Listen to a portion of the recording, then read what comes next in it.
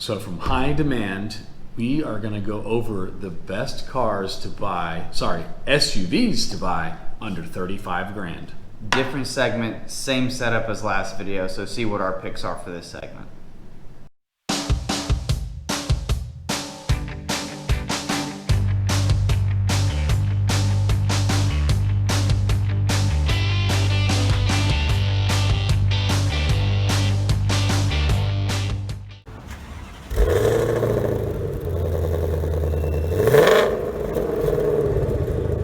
So, hot out of the gate, I'm already looking at the Ford Edge ST. Now, you might be thinking, oh no, like this isn't fast enough, or whatever you might be too quiet. This is still 335 horsepower, and under the hood it is powered, to get that horsepower, is a 2.7 liter twin turbo V6.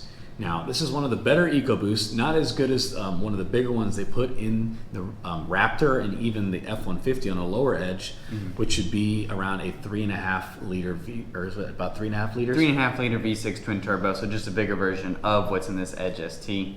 Right.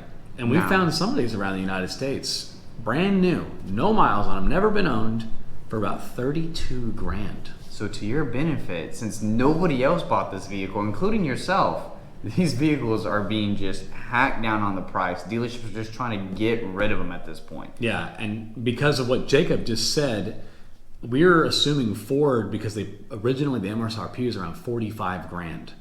They're giving them some serious rebates and discounts, and it's to your advantage that if you're sitting there on the edge of buying one, you can afford to go get one. Oh, that was a double whammy right there. Oh, gosh. But yeah, it's either way. I mean, you're getting talking about a vehicle getting marked down about 13 grand in that segment is wild. SUVs are hot, and you actually found an SUV that's fun to drive and is at a decent price. Yeah, so like Josh said, you still get the nice stuff. You get the better V6 EcoBoost engine from Ford, and you still have room for kids, a dog, all kinds of stuff to pack into the back, groceries, anything you want, all covered. Yep. So what is your car you picked, Jacob? So you had to expect Josh to come out of the gate hot like that with a borderline hot SUV, hot hatch, hot SUV, you know. Mine is a little bit more conservative, so I picked the Mazda CX-5 for opposite reasons of Josh. Josh picked a fun SUV to drive. Me personally, if I'm buying an SUV, it's not for fun. Fair enough. To me, SUVs are not fun. It's utility.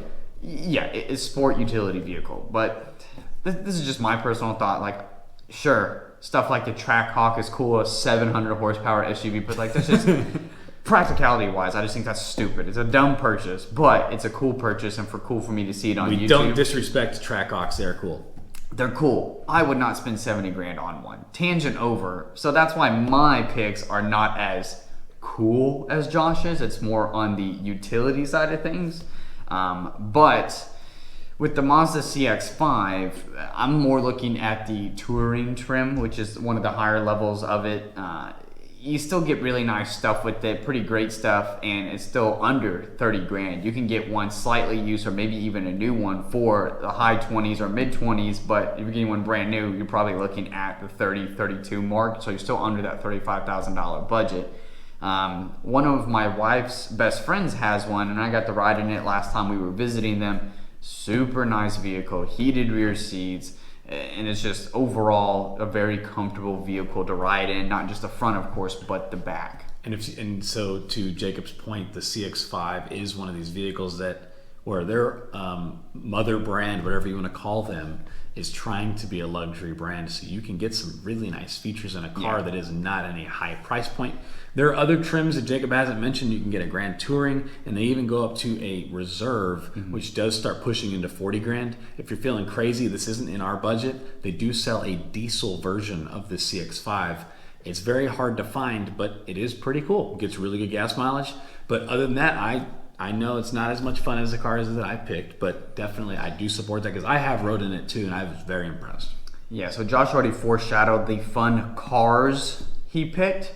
Oh. So what is your next pick that is a funner car than the ones I have, Josh? Funner SUV Yeah, SUV. is He went more for the sports side of it and not the utility side of it. But continue. You get a 2015, 2016-ish. I mean, you can even probably get a even newer 2017 Mercedes GLA 45 AMG. Now, some may argue, because of the way it's shaped, that it is a hatchback similar to a taller GTI or something around that kind of world, where it's not necessarily big enough to be an SUV, but it's not small enough to be a hatchback. It's kind of in a world of its own. Very awkward. Very awkward. But it's high enough off the ground that I think it still argues to be an SUV. The only problem at times is with some appearance packages on the GLA 45. They do end up coming with a spoiler that's over the top of the hatch.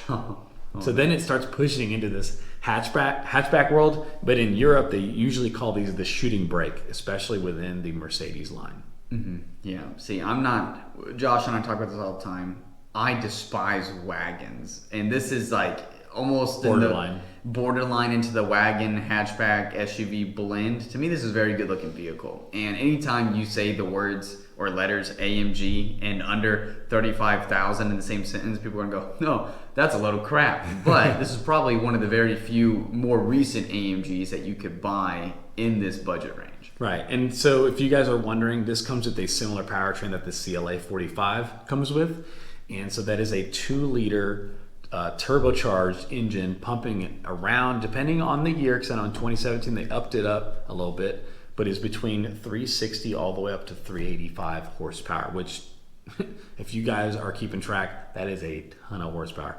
For this segment, yeah. And the one that I found had mid 10 to 15,000 miles, maybe even 17, and it was pushing around 32 to 35 grand. Total deal. I think this car MSRP is around $50,000 to $60,000. I think the newer ones is around 65. So definitely about half price, really low miles. I think you're taking advantage of this vehicle at this price point. Another good thing about the letters AMG is heavily depreciated over the next 3 years. So that's good for us, you know. So besides my fun SUV cars that I picked, Jacob, what is your last pick? To wrap the video up with my last pick, not as fun as the AMG, but pretty similar to the CX-5 that we were just talking about. My pick is going to be the Hyundai Santa Fe. Santa Fe to me is a very versatile in terms of the trim levels you have, much like the CX-5. It's very comparable on that aspect as well too. And Josh's favorite part about this is a 100,000 10-year warranty. So boom.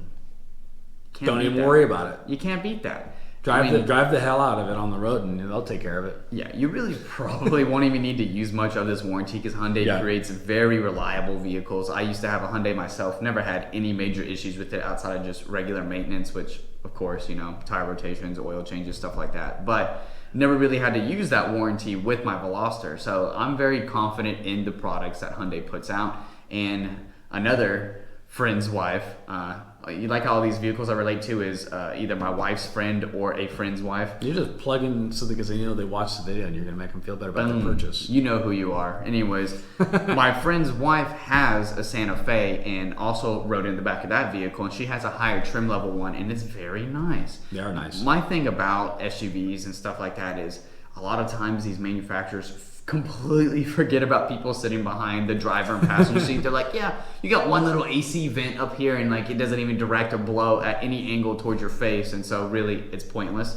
And again, in Houston, that sucks. Like, you need that AC vent. Requirement. You've ridden in the back of my F-150 and you go, really, is this the only vent it has down here by the plug? Like, big old back seat, that's all you got? Yeah, like that's dumb. Like, these OEMs forget about the backseat driver sometimes. And this vehicle, to me, it's very well insulated, and like I was never hot in the back of this vehicle. So that's one of the first things I notice when I get into the back of anybody's vehicle is, where's the AC? Yeah, and with these Santa Fe's, Hyundai is very proud of them, and I don't say that meaning in their price point. They build them great.